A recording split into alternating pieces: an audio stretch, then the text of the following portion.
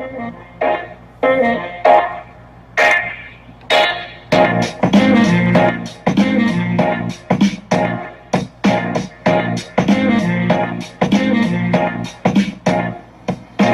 students of the Way. Welcome to the Mystic Dragon Workshop. I'm your host, Rosemarie. Thanks for joining me as we strive to attain personal mastery. The Mystic Dragon Workshops are designed to provide support to students that have made a commitment to the way of mastery, as taught by Jeshua Ben Joseph. Each workshop will provide a chapter read with an opportunity for follow-up questions and comments.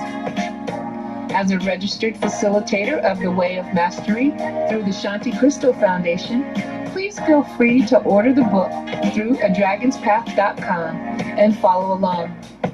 Now let's get started.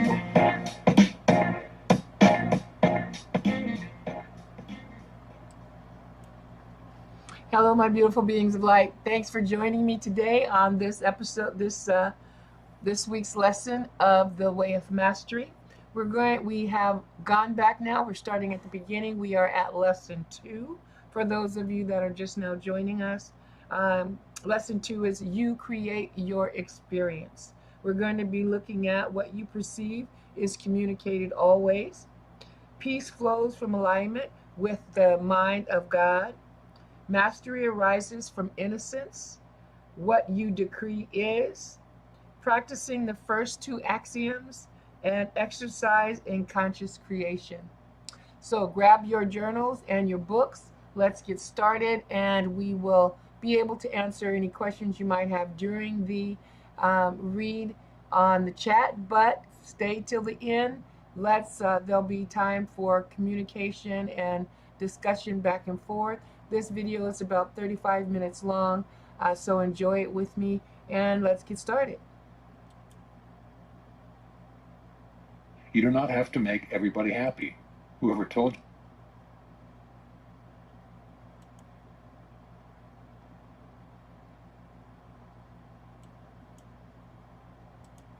Lesson 2. You create your experience. It is with great joy that I come forth to abide with you. It is a great truth that I come often unto many. But because of what you have learned in your world, you have often believed me to be a figment of your imagination. The voice that steals quietly through the space between your own thoughts, you think to be but an illusion. Yet I say I come often unto many. I come not alone to communicate with you. There is in truth a host of friends that come to create a vortex, a circumference of energy.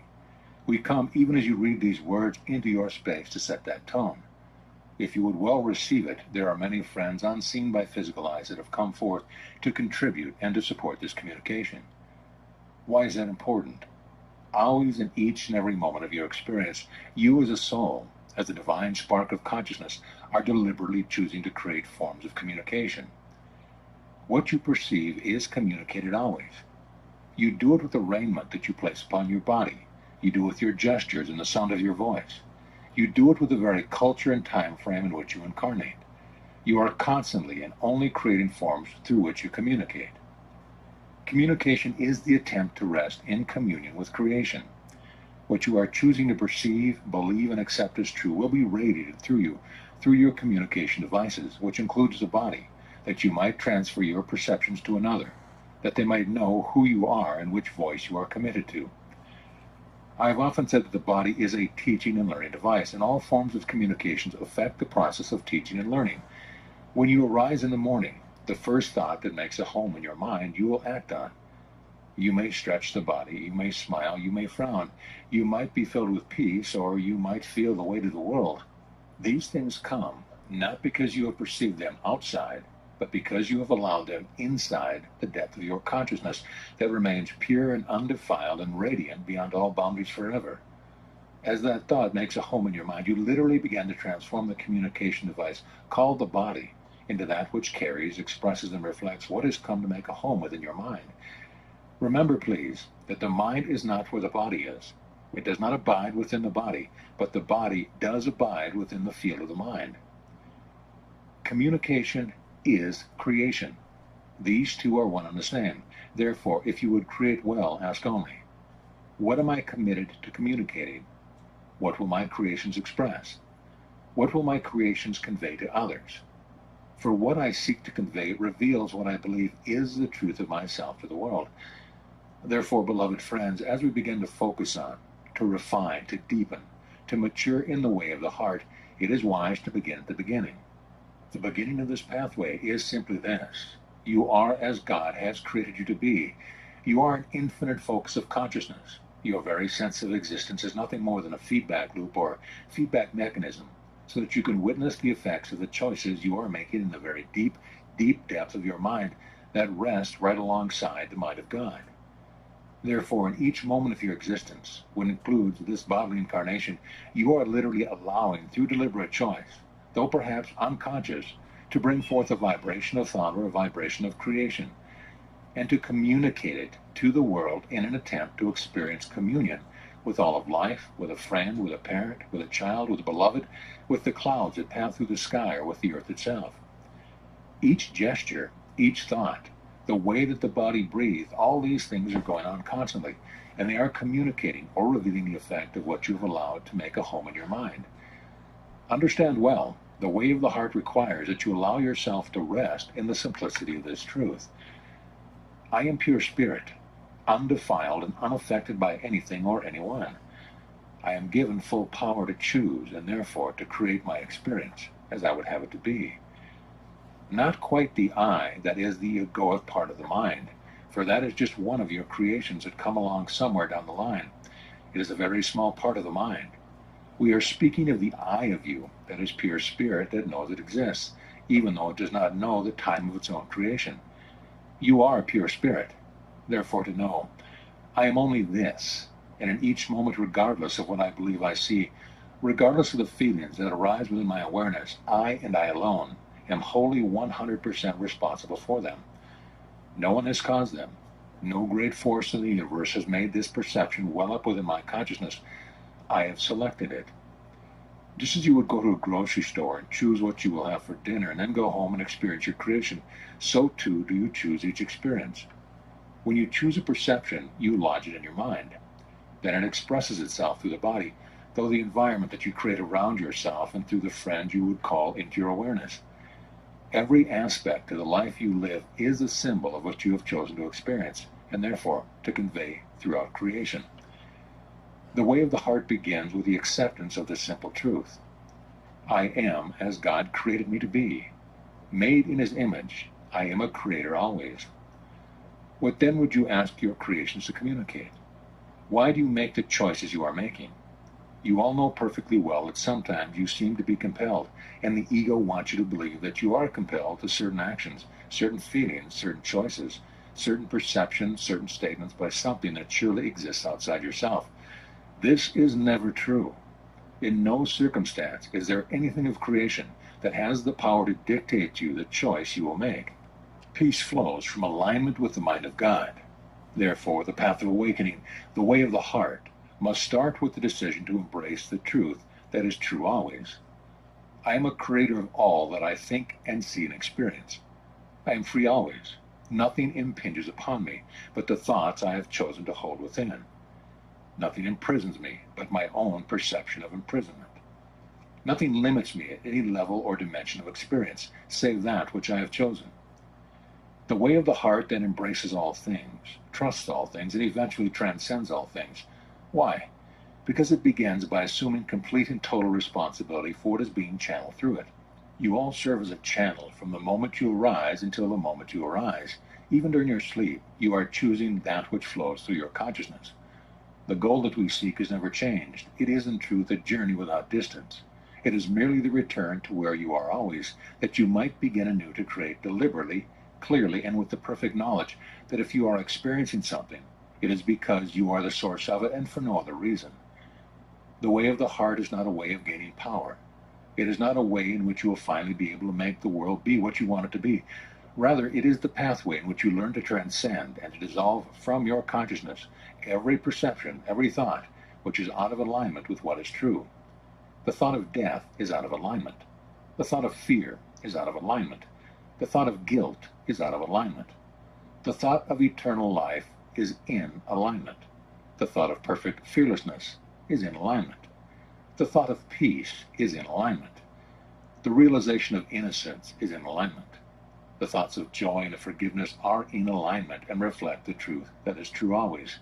For although you are given complete free will to create as you choose, the soul begins to learn that what brings it the highest joy, the highest peace, and the highest bliss imaginable is that which flows from the mind of God through the mind of the channel, the soul, and expresses itself in the field of experience. It is for this reason that the Father's will is that you be happy, and your happiness is found in choosing to restore your perfect alignment with only the voice of God. The way of the heart is that pathway that begins with a commitment to healing and awakening and is founded in the premise, the axiom that we have given unto you. You are perfectly free at all times. Everything that is experienced has been by your choice, and at no time has there been any other cause. Seems simple, and yet what soul has not known resistance to this idea? If you bake a cake and it turns out well, you will say, I did that. But if you bake a cake and it turns out very bad, you think, it must have been the flour. It must have been the temperature of the oven. Surely there was something that caused this creation to not to be what I have truly desired. It takes great courage and great faith to look upon all your creation, your thoughts, your feelings, your manifestation with love and with the innocence of a child. For example, to plant a garden and have all things wither and die, and yet to smile and say, I planted this garden. I and I alone have done this. Well, I will get a little hungry here, so I might as well go to the store. Why is this important? Because a long time ago, the soul began to create the perception that it was something other than it was created to be. And the voice for ego emerged within the garden of consciousness. As that soul, that deepest aspect of the mind that you've all known, began to identify with a voice that was other than the voice for God. That voice was led you to believe that your creations determine your worthiness. You know that feeling. Therefore, if what you create is not up to snuff, it means that you, in the core of your beingness, are some kind of failure. But I say unto you, in reality, failure is not even remotely possible. Why? If you plant a garden and the seed does not turn into a beautiful flower, but withers and dies, that experience is a creation, and you have done it. And because all events in space and time, everything you experience, are perfectly neutral, there is in reality never failure. The only failure seems to occur within your own consciousness when you believe that it's not acceptable to receive and own and embrace your creation with love and with innocence. Instead, you can choose to look upon it, to experience it, and to recognize your perfect safety in doing so. For it is from there that you can decide whether to continue in that form of creation or whether to think differently and to approach things differently. That is where the catch is. That part of the mind began to teach you long, long time ago what to accept as acceptable creations and what to not accept, what to take responsibility for and what to deny responsibility for, and that conflict creates the illusion of separation. When taken to its extreme, one discovers your hospitals full of those in deep depression, paranoia, and the feeling within the being, within the human mind, of feeling alienated and alone. Helplessness, hopelessness, despair, anger, and hatred are all symbols of a fundamental delusion that has occurred within the depth of the mind. It has occurred because there has been a long history of having cultivated the skill of listening to the wrong voice. The wrong voice is the voice of the ego. It has taught you to judge, to pick, to select what you will be responsible for. The more you move into that consciousness, the harder it seems to ever hope for a chance of transcending the sense of separation, conflict, and lack of peace. For how many of you have not known the feeling of resting your head upon your pillow at night and not being able to sleep because it's just not going the way you expected? The reason you cannot sleep is because you are in judgment of your creation. But it is possible to cultivate just the opposite, in which you learn to look with perfect innocence upon all things that arise in the field of your experience. It is possible to look with innocence and wonder at every feeling from the place of curiosity, as you would look upon a cloud that passes through the sky. Look at it, marvel at it, its shape, its color, and embrace it, knowing it does not affect the purity of the sky through which it temporarily floats. Each of your creations is exactly like this. It arises in the field of time and space. You experience it, and then it fades away. Every hurt that you ever known is like a cloud that began to pass into the field of your awareness because you perceived things in a certain way. If that hurt is still lodged within you, it is because you latched onto it. You followed the voice of the ego, which caused you to believe that you are identified with that feeling, with that perception. And because you mistakenly thought that was you, you assumed that if you let go of it, you might disappear, you might die. The human mind is that field within creation, within consciousness, that has learned to become so identified with perceptions, experience, and feelings that are not necessarily comfortable, that it believes that if it lets go of them, it will die. From our perspective, as we look upon the energy fields of those you still identify within this dimension, it looks as though you are gripping, causing energy to condense. Your knuckles are white, trying to hold on to limitations and guilt, to unworthiness and doubt. You seek innocence and peace. You seek abundance, prosperity, and joy. But often when you touch these things, it frightens you. Why? Because the truth of the kingdom requires openness, trust, expansiveness, and spaciousness. It involves allowing, trusting, witnessing, and letting things come and go. It involves learning to cultivate a deep enjoyment of whatever arises, seeing that all things are just modifications of conscience itself, and then letting them go when it is time to do so. Rest assured, there is no one, not a single soul, who has ever discovered something that was birthed in time that did not also end in time. How much of your suffering comes because you are clinging to a lifeless past and insisting that you carry it with you still? You are doing that because in the past you became identified with the clouds that were passing by and claimed that as your own identity. Therefore, if you release it, it will mean that you must change, you must go on. Creation itself that flows from the mind of God is ongoing forever. You will never cease to be. You will go on forever and ever and forever and forever and forever. You will go on forever exactly as you are now. Or you can allow the mind of God to flow through you, carrying you to an ever greater expansiveness and deepening your awareness of the infinite loveness of the power of the mind of God. Mastery arises from innocence. In these lessons, we will create a system or a pathway upon which you can walk to deliberately cultivate the quality of awareness and consciousness necessary to stabilize that awareness, so that you can bring it to each and every moment of your experience. Imagine then, being able to experience whatever arises without losing the sense of spaciousness, innocence, and the ease that you now experience in fleeting moments. For instance, know you the experience when things are going well, you are singing a happy tune, and life seems to be moving ahead?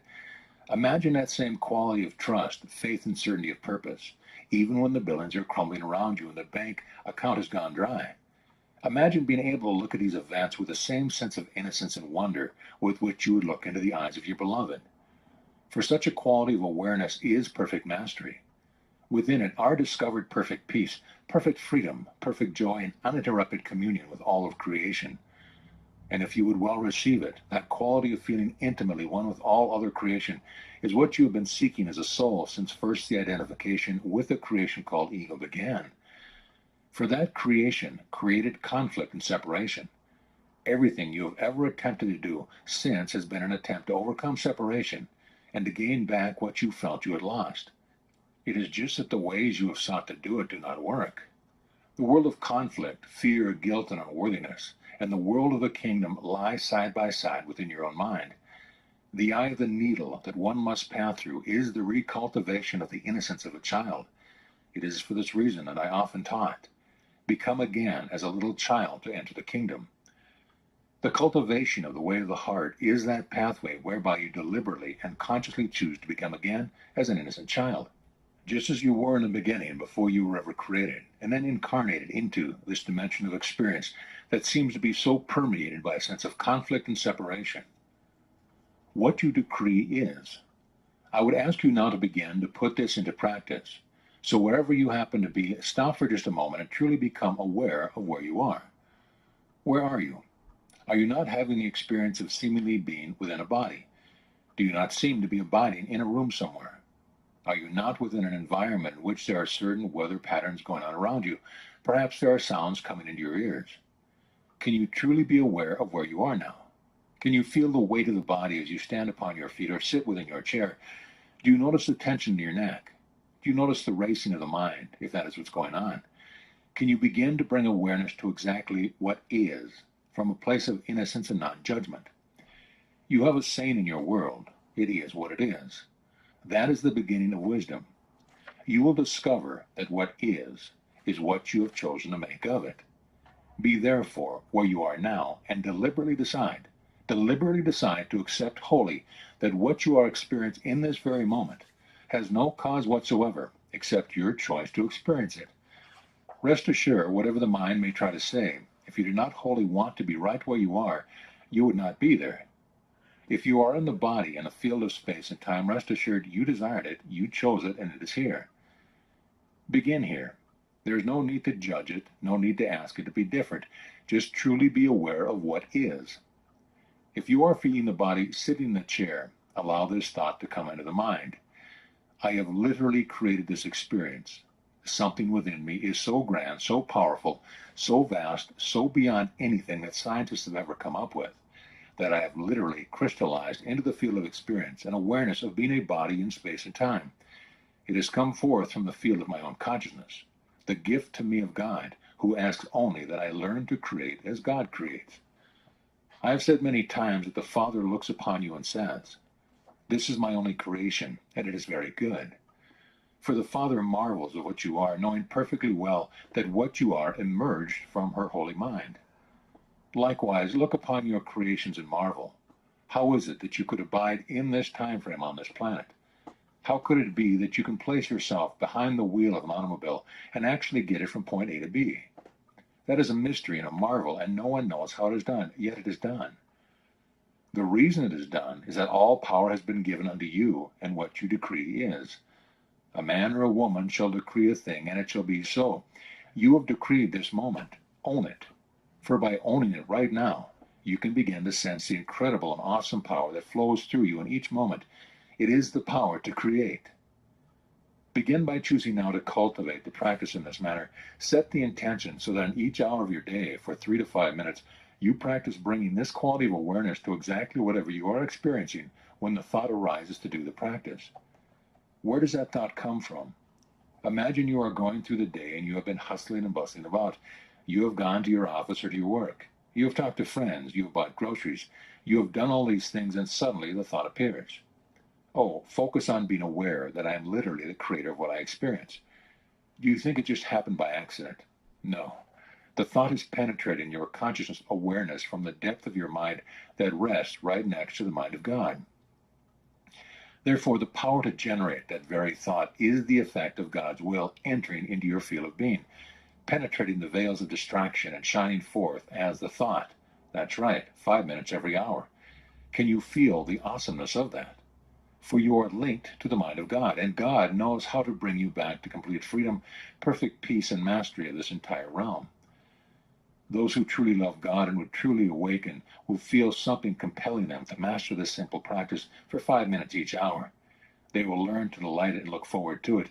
Pretty soon these 5 minutes will stretch into 6, then 10, 15, and 50, until finally there is established in their awareness the unchanging realization that everything that arises, they have decreed it, and so it is so.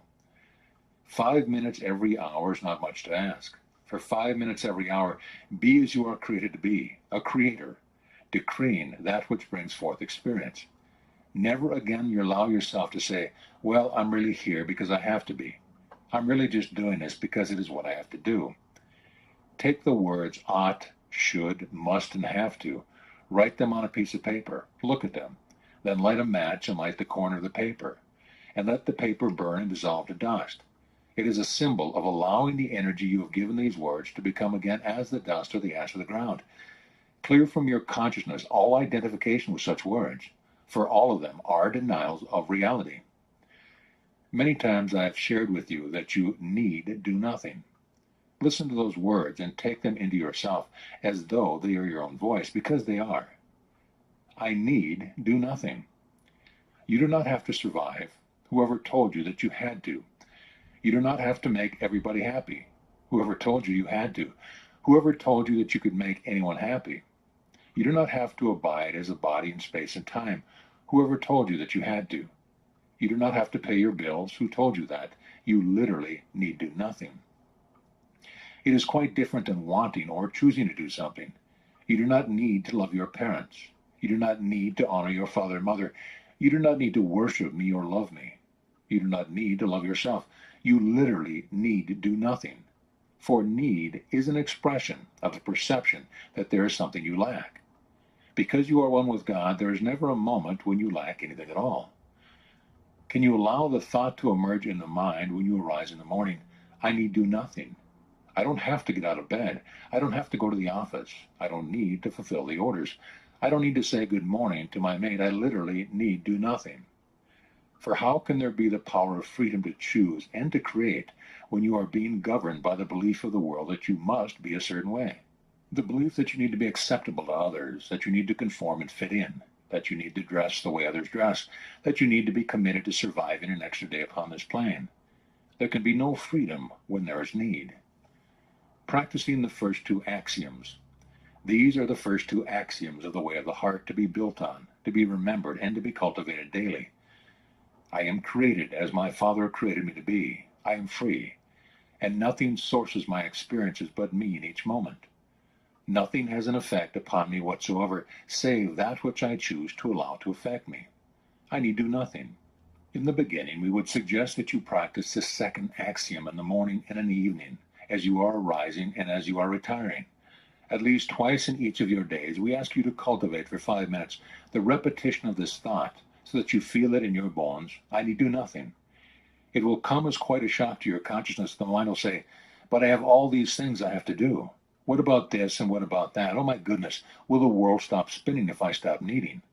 This is up to the world, not up to you. The power of these first two axioms will be what everything that follows is built upon. Yet everything that follows is merely a way of watering those two axioms and making them the anchor of your awareness. For when the anchor is firmly in place, you will literally create whatever you so desire from perfect freedom and from perfect deliberateness. You will even transcend miracle-mindedness. For miracle-mindedness is still a stage of perception just short of mastery. Mastery comes when you know that you are literally and deliberately creating.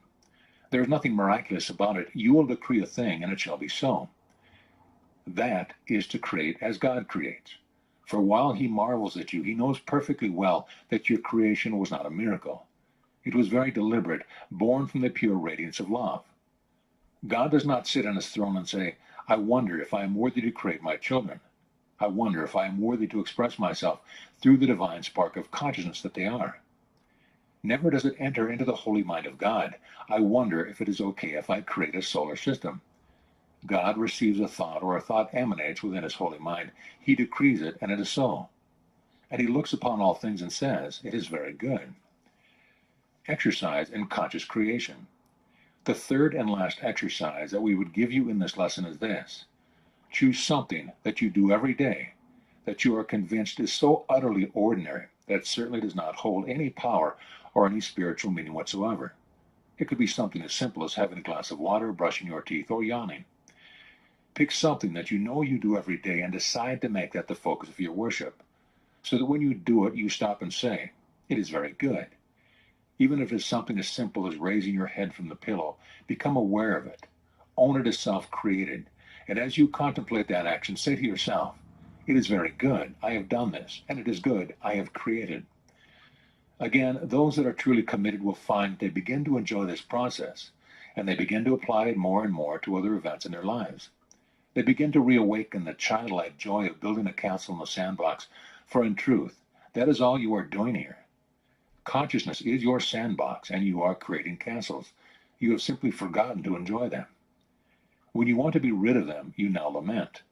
Oh, but I give this up and change my mind and move on. What will happen to my creations? What will others think of me if I act like a child and just take my little plastic shovel, knock the castle down, and go in and have a sandwich for lunch? What will people think of me? Will I fit in? Will I be accepted? Will I be judged? Will I be persecuted? Who cares? For the opinions of others mean nothing unless, of course, you want them to mean something. Now we come to what concludes this lessons. What blocks you in your mind? For even as you are reading this, you may recognize a resistance. That resistance is the energy of fear. What will happen if I follow this path? That part of your mind called the ego will rise up to tell you that if you listen to the one that some have called the savior of this world, it will take you to a path of destruction. That is because the voice of ego knows that it will be destroyed if this path is followed. You, the reality of who you are, cannot be destroyed.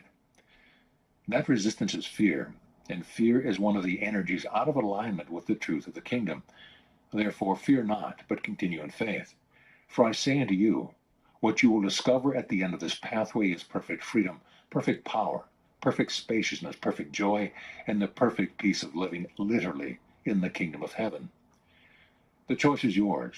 For those of you that will feel this resistance come up so strongly, and for those of you that will yet call unto me in your dreams and your prayers, help me through this. I say unto you that you walk not alone, for I cannot be further from you than the width of a thought. And yes, you are the creator of that thought. I too embarked upon just such a path. Each axiom that I will share and refine, as well as many of the exercise in the way of mastery, are specifically exercises in truth that were given to me from the time I was initiated by certain esteemed teachers in the way of the heart. When my teacher said, "It is time for you to go spend 40 days and 40 nights in the desert," do you not believe that resistance came up within me too? I too had to notice that I was creating a thought of fear and separating myself from the great protection and love of God.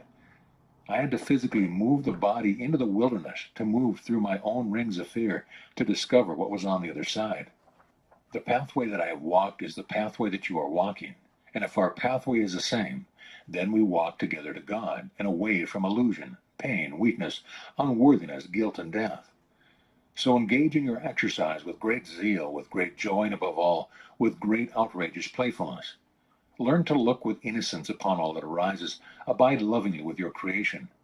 If you put these little exercises to work, much indeed will arise. Practice then well, and practice with joy.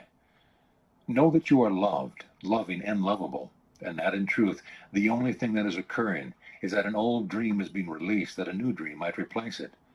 The dream of worthiness, peace, wakefulness, and union with all of creation. Again, I say, I come not alone in this specific work, but I come with many who support your healing and your awakening. Therefore, indeed, be at peace this day, beloved friends.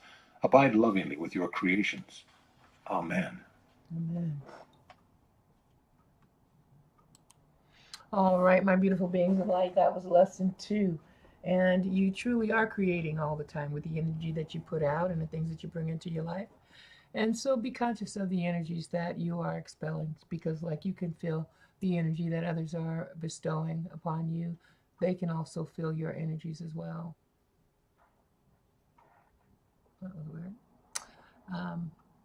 I saw something floating around on the screen, which I didn't see.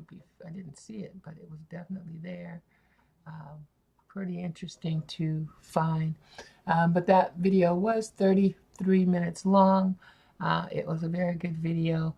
We are going to go ahead and cut this stream off early, simply because I am here alone, and I don't want to, I don't have a lot to communicate with myself.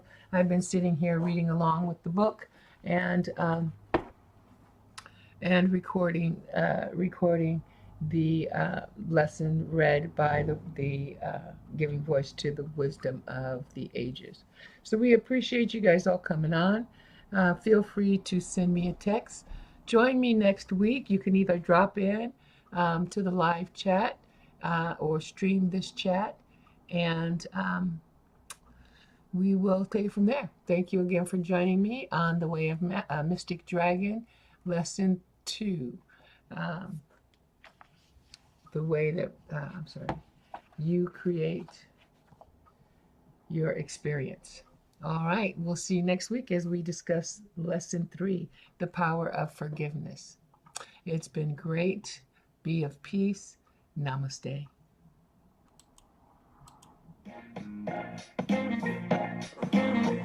Thanks for joining me in tonight's Mystic Dragon Workshop. It's been fun and insightful. Please join me next week as we remove the clutter from our lives and live in an expanded consciousness. Follow me at adragonspath.com or call me at 971-255-1366 for Dragon membership information or a one-on-one consultation. Namaste to each of you, and may mastery be your reward.